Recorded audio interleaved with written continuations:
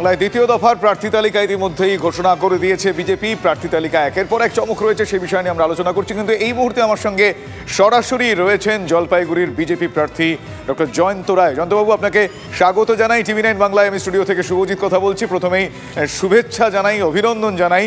এবং এই বিষয়টা জানার পর, আপনি জলপাইগুড়ি কেন্দ্রের বিজেপি প্রার্থী, এই ঘোষণা জানার পর প্রাথমিক প্রতিক্রিয়া কি আর কি কি চ্যালেঞ্জ?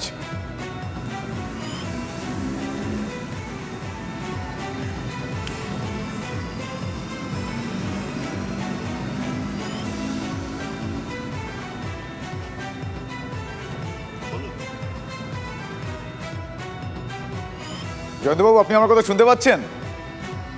জয়ন্তবাবু, আমার কথা শোনা যাচ্ছে? বলুন। বেশ, জয়ন্তবাবু, এই খবর পাওয়ার পর আপনার প্রাথমিক প্রতিক্রিয়া জানতে চাইবো। এই কেন্দ্র এবং এই এত বড় লড়াই কতটা চ্যালেঞ্জের? না দেখুন, আগের বারও তো লড়েছি, আমার এই লড়ার অভিজ্ঞতা তো আছে নিশ্চয়ই। এবং আমাদের আরেকবার আমার পার্টি আমাকে সুযোগ দিয়েছে, ভারতীয় জনতা পার্টির। আমি প্রধানমন্ত্রী নরেন্দ্র মোদীজিকে আমার অনেক অনেক ধন্যবাদ যে আপনি আমাকে আবার সুযোগ দিয়েছেন এত বড় একটা লড়াই করার জন্য। এবার সেকেন্ড টার্ম, আমার মনে হয় লড়াইটা আগের থেকে এবার সহজ হবে। মানুষ আমাকে চিনেছেন এবং মোদীজির নেতৃত্বে যে কাজকর্মগুলো হয়েছে আমাদের ক্ষেত্রে, তাতে আমরা ডেফিনিট যে আমরা মানুষের কাছে পৌঁছে গেছি এবং মানুষ আমাদেরকে ভোট দেওয়ার জন্য মুখে আছে। জয়ন্তবাবু, দ্বিতীয়বার এই সেকেন্ড টার্মেও আপনার ওপর আপনার দলের আস্থা রাখার অন্যতম মূল কারণ কি বলে আপনি মনে করেন? আমি নিজেকে একজন বিজেপির একজন অনুগত সৈনিক এবং আমি পার্টি যেভাবে যখন বলেছে সেভাবে কাজ করেছি। হয়তো এই জন্যই আমাকে পার্টি ঠিক করেছেন। অনেক ধন্যবাদ, অনেক ধন্যবাদ আমাদের সঙ্গে কথা বলার জন্য, অনেক ধন্যবাদ প্রতিক্রিয়া জানানোর জন্য। আপনাকে শুভেচ্ছা জানাই। অন্যদিকে এই মুহূর্তে যা যা সিচুয়েশন, সাম্প্রতিকতম যা যা ঘটনা, সেই ঘটনায় বারবার শিরোনামে এসেছে সন্দেশখালীর ঘটনায়। কথা আর বলার অপেক্ষা রাখে না। ফলে সন্দেশখালী নির্বাচনের অন্যতম বড় ইস্যু, একথাও বলার অপেক্ষা রাখে না। কিন্তু সন্দেশখালীর এক নেত্রী বলা যায়, এক অভিযোগকারিণী, তিনি প্রতিবাদী। সেই রেখা পাত্রে বিজেপি আস্থা রেখেছে, তাকে বসিরহাট কেন্দ্রের প্রার্থী করেছে। তিনি কি বলছেন এই খবর পাওয়ার পর, ঘোষণা বলা। মাননীয় নরেন্দ্র মোদীজিকে, ওনাকে অসংখ্য ধন্যবাদ। উনি আমার মতো একজন গ্রাম্য মহিলাকে প্রার্থী করার জন্য আর সেই সন্দেশখালী বসিরহাট জেলার মা বোনেদের পাশে দাঁড়ানোর জন্য আমি সর্বদাই ওই মা বোনেদের পাশে থাকবো আর ওনাদের হয়ে আমি প্রতিবাদ করব। আমার সহকর্মী সৌরভ দত্ত এই মুহূর্তে আমার সঙ্গে রয়েছেন। সৌরভের সঙ্গে কথা বলব। সৌরভ, সন্দেশখালীর এই ঘটনা, প্রেক্ষাপট যেভাবে বদল হয়েছে প্রত্যেকটা মুহূর্তে, সেই ঘটনার সাক্ষী তুমি প্রথম থেকে থেকেছো। তোমার কাছ থেকে প্রত্যেকটা মুহূর্তে সেই খবর এসে আপডেট আমরা পেয়েছি। রাজনৈতিক প্রেক্ষাপট বদল এবং রাজনৈতিক পরিপ্রেক্ষিত এই রেখাপাত্রের ঘটনা এবং তাকে প্রার্থী করা, কি বলবে? শিবজিৎ, দেখো, বসিরহাট লোকসভার অন্তর্গত সন্দেশখালী বিধানসভা এবং সন্দেশখালীর আন্দোলনকে যে শুধুমাত্র সন্দেশখালীর মধ্যে সীমাবদ্ধ থাকবে না, তা প্রধানমন্ত্রী নরেন্দ্র মোদী বারাসাতে সবাই এসে জানিয়েছিলেন। সেদিক থেকে বসিরহাটের মতো একটা লোকসভা কেন্দ্রে, সেখানে সন্দেশখালীর একজন প্রতিবাদী মহিলাকে সামনে দিকে মুখ করা রেখা পাত্র, যিনি একেবারে প্রথম থেকে জমি আন্দোলনের সামনের সারিতে ছিলেন। জমি আন্দোলন যখন শুরু হয়েছিল সন্দেশখালীর মাটিতে, তখন মহিলাদের মধ্যে যে সমস্ত প্রতিবাদী মুখ দেখা গিয়েছিল, রেখাপাত্র ছিলেন একেবারে প্রথমের সারিতে। পরবর্তী ক্ষেত্রে রেখাপাত্রের অভিযোগের ভিত্তিতেই শিবু হাজরা, উত্তম সর্দার গ্রেফতার হয়েছেন। ফলে সব মিলিয়ে রেখাপাত্রকে মুখ করাটা বিজেপির তরফে একটা চমকপ্রদ ঘটনা অবশ্যই। সৌরভ, তোমার কাছে একটা প্রশ্ন। তুমি সন্দেশখালী যেভাবে পড়েছিলে মাসাধিক কাল ধরে, এই বাংলায় আর কোনো রিপোর্টারকে আমরা তা দেখিনি। তুমি 1 মাসের বেশি পড়েছিলে, ফলে তুমি হাতের তালুর মতো দেখেছো সন্দেশখালীকে। এই ভদ্রমহিলা রেখা পাত্র, তিনি কি প্রধানমন্ত্রীর সঙ্গে যেদিন বারাসাতে সভা হয়েছিল দেখা করতে এসেছিলেন এবং সম্ভবত তখনই কি কথাবার্তা হয়ে গিয়েছিল? রাজা, তুমি ঠিকই বলেছো। প্রধানমন্ত্রী নরেন্দ্র মোদীর সঙ্গে যাদের দেখা করার কথা ছিল সেই সময় বারাসাতের সেই সভায় প্রতিনিধি দল 5 থেকে 8 জন মহিলা দেখা করার কথা ছিল, তাদের মধ্যে কিন্তু রেখাপাত্রের নাম ছিল। এবং সেদিন যেটা ঘটেছিল, যে যেহেতু বাস তাদের দেরিতে পৌঁছেছিল, রেখাপাত্র সময়ে পৌঁছতে পারেননি সভাস্থলে, কিন্তু প্রধানমন্ত্রী নরেন্দ্র মোদী রেখাপাত্রের খোঁজ করেছিলেন যে রেখাপাত্র কে। তখনই কিন্তু বোঝা গিয়েছিল যে রেখা পাত্রকে নিয়ে বিজেপি আগ্রহী হয়ে রয়েছে। এবং পরবর্তী ক্ষেত্রে দেখা যায় যে রেখা পাত্র ন্যাজাটের যে সভা হয়েছিল শুভেন্দু অধিকারী এবং সুকান্ত মজুমদারের সভা, সেখানেও রেখা পাত্র গিয়েছিলেন। আর ফলে সব মিলিয়ে রেখা পাত্রকে যে প্রধানমন্ত্রী নরেন্দ্র মোদী পছন্দ করেছিলেন সেটা কিন্তু তখনই স্পষ্ট হয়ে গেছে। অনেক ধন্যবাদ সৌরভ, অনেক ধন্যবাদ তোমাকে। আমাদের যে রিপোর্টার দিন রাত পড়েছিলেন সন্দেশখালীতে, তিনিও তেমনই ইঙ্গিত দিচ্ছেন যে রেখা পাত্রের নামটি খুব সম্ভবত বিজেপির সর্বোচ্চ স্তর থেকে স্থির করা হয়েছে। শুভজিৎ, একেবারেই তাই। এবার পাশাপাশি আমরা একটু দমদম কেন্দ্রে আমরা জানি বিজেপির প্রার্থী শিলভদ্র দত্ত এবং সেখানে প্রতিদ্বন্দ্বীকে তৃণমূল কংগ্রেসের সৌগত রায়, যেরকমটা কিছুক্ষণ আগেও কথা হচ্ছিল রাজা, যে একদম টক্কর, একেবারে জোর টক্কর বলা যেতে পারে। সেক্ষেত্রে শিলভদ্র দত্ত এই খবর পাওয়ার পর কি প্রতিক্রিয়া দিয়েছেন সেটা একবার শোনাই। 2024-এর লোকসভা নির্বাচনের দ্বিতীয় দফার বিজেপির লিস্ট বেরিয়ে গেছে এবং সেখানে দমদম থেকে বিজেপির হয়ে এবার প্রার্থী হচ্ছেন শিলভদ্র দত্ত। দাদা, এই ডিক্লেয়ার আপনি তো অনেক দিন আগে থেকেই নিশ্চিত ছিলেন, এবারে কিভাবে প্রস্তুতিটা নেবেন? না, দেখুন, অনেকদিন আগে থাকতে প্রস্তুত ছিলাম না। এটা একটা সর্বভারতীয় রাজনৈতিক দল, এখানে তো আর যখন তখন কোনো ছোট পার্টির মতন ডিক্লেয়ার হয় না, সবটা মিলিয়ে দল করেছেন। আমি কৃতজ্ঞ আমার দলের সর্বোচ্চ নেতৃত্বের কাছে যে পৃথিবীর সর্ববৃহৎ এবং সর্বশ্রেষ্ঠ রাজনৈতিক দল থেকে আমাকে দমদমের মতন একটা আসনে প্রার্থী করেছেন, যে দলের নেতার নাম নরেন্দ্র দামোদর দাস মোদী। আর বিষয় হচ্ছে, দেখুন, আমাদের নতুন করে কিছু করার নেই, মানুষের কাছে যাওয়া, মানুষের কাছে বলা। কারণ বাংলার মানুষ নয়, ভারতবর্ষের মানুষ দেখছেন যে এই 10 বছরের শাসনে ভারতবর্ষকে সব দিক থেকে এগিয়ে নিয়ে যাবার যে প্রচেষ্টা নরেন্দ্র মোদীর নেতৃত্বে হচ্ছে, দেশের মানুষ ভোটটা নরেন্দ্র মোদীকে দেবেন। আমরা তার প্রতিনিধি হয়ে মানুষের পাশে যাব, মানুষের কাছে গিয়ে শুধু এইটুকুই বলা। কারণ দেশের মানুষকে আমার নতুন করে বলানোর দরকার নেই। দেশের মানুষ দেখতে পাচ্ছেন যে অর্থনীতিতে আমরা এগোচ্ছি, আমাদের শিল্পে আমরা এগোচ্ছি। এইরকম একটা রাজনৈতিক দলের সেই রকম একটা নেতার নেতৃত্বে আমি লড়াই করার সুযোগ পেয়েছি, এটা আমার কাছে জীবনের সর্বশ্রেষ্ঠ পাওয়া। বেশ, শিলভদ্র দত্তর বক্তব্য আপনাদের শোনালাম। আমার সহকর্মী সুচরিতাকে তিনি প্রতিক্রিয়া দিয়েছেন এ বিষয়ে জানার পর আমি রাজার কাছে যাই। রাজা, এক্ষেত্রে যে সমস্ত কোশেন্টগুলো কাজ করে এই পলিটিক্সে, রাজনীতিতে, বিশেষ করে এই ভোট ফ্যাক্টরে, সেই কোশেন্টসগুলোর অন্যতম আমরা জানি ইমেজ কোশেন্ট। এই দমদম কেন্দ্রে সৌগত রায়, ইমেজ সৌগত রায় বনাম শিলভদ্র দত্ত সৌগত রায় কতটা কাজ করবে, কি মনে হচ্ছে? দেখো, ইমেজ থাকলেই যে সবসময় জেতা যায় এমন নয়, কিন্তু ইমেজ অবশ্যই, তাই বলে কেউ ইমেজ বিসর্জন দেবেন এমনও নয়। ইমেজ একটা বড় ফ্যাক্টর। শিলভদ্র দত্তকে ব্যক্তিগতভাবে চিনি, দিনের পর দিন তার সঙ্গে থেকেছি, মানে কাভারেজের জন্য তার সঙ্গে থেকেছি। অত্যন্ত মৃদুভাষী, একটা ফালতু কথা বলেন না, খুব মাপিক কথা বলেন। বিধানসভায় খুব ভালো, তৃণমূলের সুবক্তা তালিকায় তিনি ছিলেন একটা সময়। পরে কিডনির সমস্যা হয়, তখনও মুখ্যমন্ত্রী তার খোঁজ নিয়েছিলেন, পরে তিনি দলবদল করলেন। যাই হোক, কিন্তু কোনোদিন তিক্ত রাজনীতিতে তাকে করতে দেখিনি। He is a complete gentleman and a misfit. এখন যে ধরনের রাজনীতিকে আমরা দেখি, তাতে শিলবাবু কিন্তু আসলে মিসফিট। কিন্তু বলতে পারি দমদমের লড়াই জমে গেল। Sujan Chakraborty versus Saugata Roy, professor Saugata Roy versus Shilbhadra Dutta. একেবারে একটা হার্ডকোর পলিটিক্যাল লড়াই এবার দমদম দেখতে চলেছে। একদমই হার্ডকোর পলিটিক্যাল লড়াই। পাশাপাশি আজকে যখন এই সেকেন্ড তালিকা আমরা শুনছিলাম রাজা, প্রথমেই আমরা আমাদের নিউজ রুমে যেটা বলে উঠেছি যে একের পর এক চমক, সেই চমকের অন্যতম নাম দিলীপ ঘোষ। একথা বোধহয় বলার অপেক্ষা রাখে না, কি বলবে? অবশ্যই দিলীপ ঘোষের নাম এই কারণেই আজকে বড় চমক। প্রথম তালিকাতেও চমক ছিল দিলীপ দার নাম খুঁজে না পাওয়া। দিলীপ বাবুর নাম খুঁজে না পাওয়াটা ছিল বড় চমক। That was the biggest news of that day, যেদিন প্রথম তালিকা বেরিয়েছিল। আজকে দিলীপ দার নাম আমরা অনেকেই জেনে গিয়েছিলাম যে দিলীপ দার স্থান পরিবর্তন হচ্ছে, ঠিক তাই হলো। শুনুন তিনি কি বলছেন। এতদিন মেদিনীপুর থেকে প্রতিদ্বন্দ্বিতা করেছেন, এখন নতুন একটা জায়গা আপনাকে দিল, প্রথম আপনার প্রতিক্রিয়া কি? দেখুন, রাজনীতিতে পরিবর্তনটা স্বাভাবিক আছে, চলতেই থাকে। পার্টি যাকে যেখানে মনে করে সেখানে পাঠায়, আর যেখানে মনে হয় যে সমস্যা আছে বা চ্যালেঞ্জ আছে, শক্তপোক্ত লোককেই পাঠাবে। তো আমাকে সেই জন্য মনে করেছেন হয়তো বর্ধমানে যাওয়ার দরকার, তাই আমাকে পাঠিয়ে দিয়েছেন। কিন্তু সেই জায়গাটা তো আপনি এতদিন ছিলেন না, আপনার মেনলি মেদিনীপুর জায়গা ছিল, চেনা মাটি। কোথাও কি অসুবিধা হবে সেই চেনা মাটিকে একেবারে সরিয়ে দিয়ে নতুন একটা জায়গায় পৌঁছাতে? মেদিনীপুরে যখন লড়তে গেলাম আমি 18 সালে, তখন ওখানে সংগঠন ছিল না, 19 সালে কিছু আমাকে দাঁড় করিয়ে জিততে হয়েছিল। এখন সব জায়গায় আমাদের সংগঠন আছে, সব জায়গায় কর্মী আছে, আর বর্ধমান তো আমাদের জিতিয়েছে মাননীয় আলুওয়ালিয়াজিকে, জিতা সিট আমাদের। সেই জায়গায় আজকে আমরা দেখলাম অগ্নিমিত্রা পাল তিনিও এলেন, কোথাও কি সেই পুরনো টিপস বা কিরমভাবে কি কিছু আলোচনা করলেন বা কিছু বললেন? না, অগ্নিমিত্রা নতুন জায়গায় লড়তে যাচ্ছে, যেহেতু আমি ওখানে অনেকদিন আছি, আমার কাছে জানতে এসেছিল।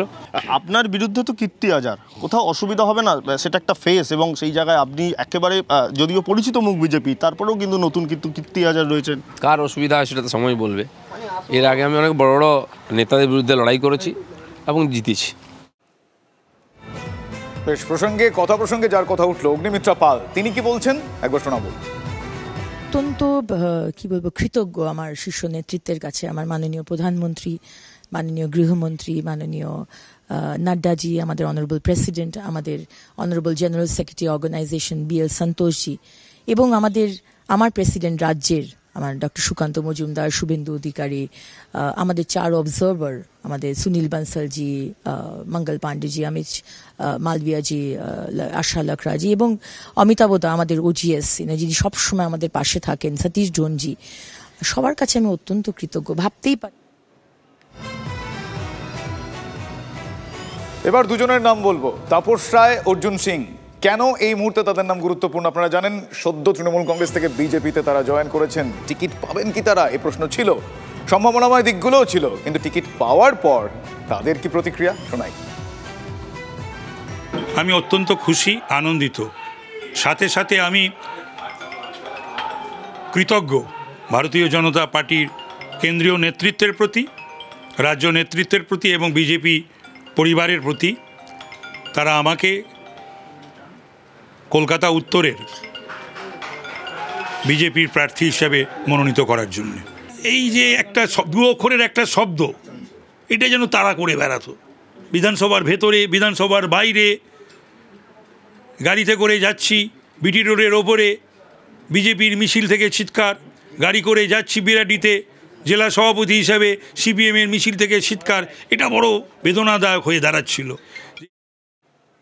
লড়াই 2019-এও ভারতীয় জনতা পার্টি জিতেছিল, এবারও ভারতীয় জনতা পার্টি লক্ষাধিক ভোটে জিতবে, এটা আমি দায়িত্ব নিয়ে বলতে পারি।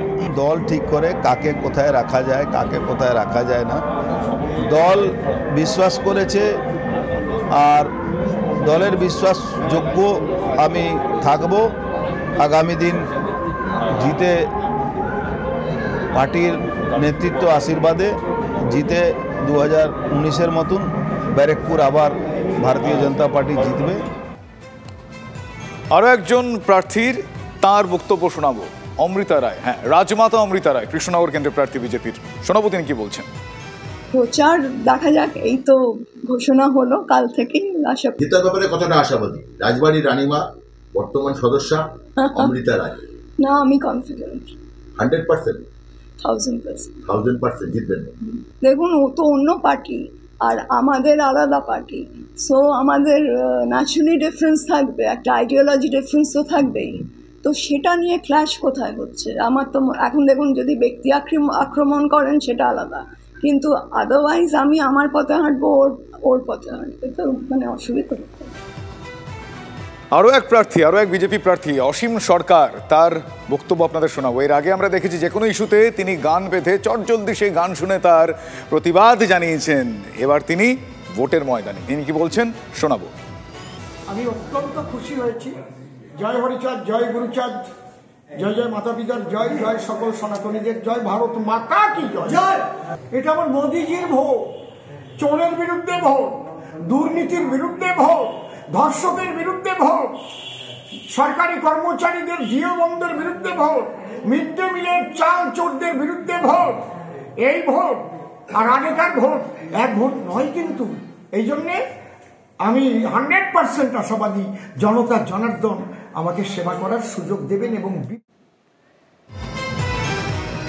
বেশ, এবার আজকের এই দ্বিতীয় দফায় বিজেপির প্রার্থী তালিকা। রাজা, আমরা চমকের কথা তো বলছি, চমকের কথা নিয়ে তো আমরা আলোচনা করলাম, কিন্তু যে সমস্ত ফ্যাক্টরসগুলোকে মাথায় রেখে বিশেষ ক্ষেত্রে বিশেষ প্রার্থী বাছাই, সেটা কতটা ডিভিডেন্ড দেবে বিজেপিকে এই আসন্ন এই গুরুত্বপূর্ণ লোকসভা নির্বাচনে কি মনে হচ্ছে? যেমন রাজমাতা অমৃতা রায়, অসীম সরকার, পাশাপাশি সন্দেশখালিতে প্রতিবাদী মুখ, তাকে প্রার্থী করা, এই ফ্যাক্টরসগুলো কতটা গুরুত্বপূর্ণ হয়ে উঠতে পারে?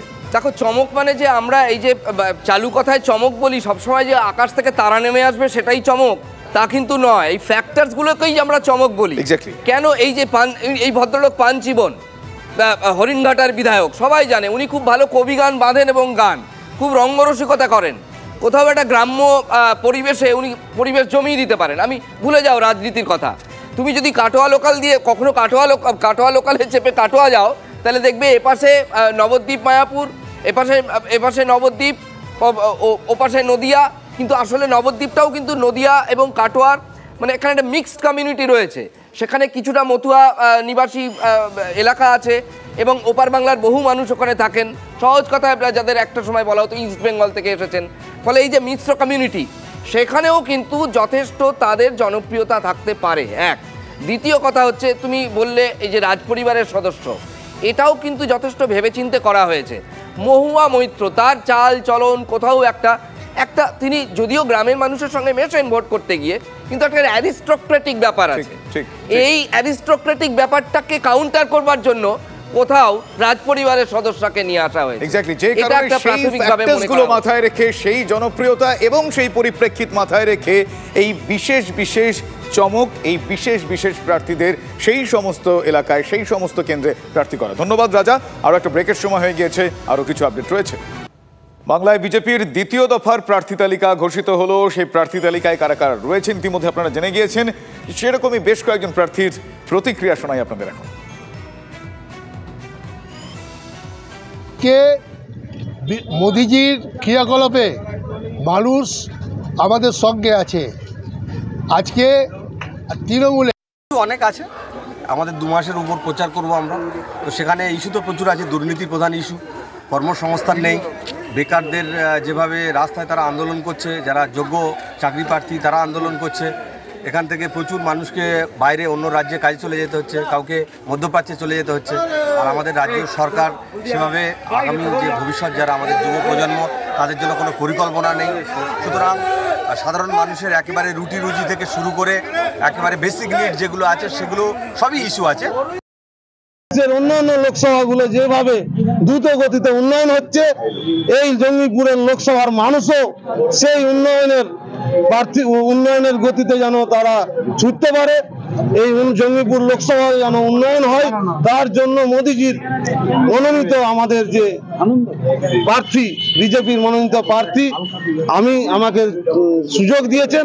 আমি নিশ্চিত, আমি বিজেপির প্রতীকে আমি নিশ্চিত জয় করব। মানুষ আমাকে জয় করাবে, শুধু সময়ের অপেক্ষা। মানুষ তৈরি হয়ে আছে। বাজির ফোয়ারা জগদ্দল ভাটপাড়া জুড়ে অর্জুন সিংয়ের নাম বিজেপির পক্ষ থেকে ঘোষণা হতেই বাজি, ব্যান্ড, তাসা এবং কর্মীদের উল্লাসে ফেটে পড়েছে। সবাই খুশি, সাংসদ অর্জুন সিং বিজেপির প্রার্থী হয়। তবে এই আনন্দ, এই উচ্ছ্বাস দেখে মনে হচ্ছে যে অর্জুন সিংয়ের যারা কর্মী আছেন, যারা বিজেপির কর্মী আছেন, তারা অর্জুন সিং প্রার্থী হয়, তারা যেন মনে একটা জোশ পেয়েছেন, একটা বল পেয়েছেন। তবে ভোটের রেজাল্ট অর্থাৎ 4 জুন যেদিন ভোটের রেজাল্ট বেরোবে, সেদিনই বোঝা যাবে আসল ফলটা কি হবে। অর্থাৎ সাংসদ অর্জুন সিংয়ের কি জয় হলো না জয় হলো না, বা আগের বছরের থেকে অর্থাৎ আগের বারের থেকে মার্জিন কি বাড়লো কি আজকের মার্জিন বাড়লো না।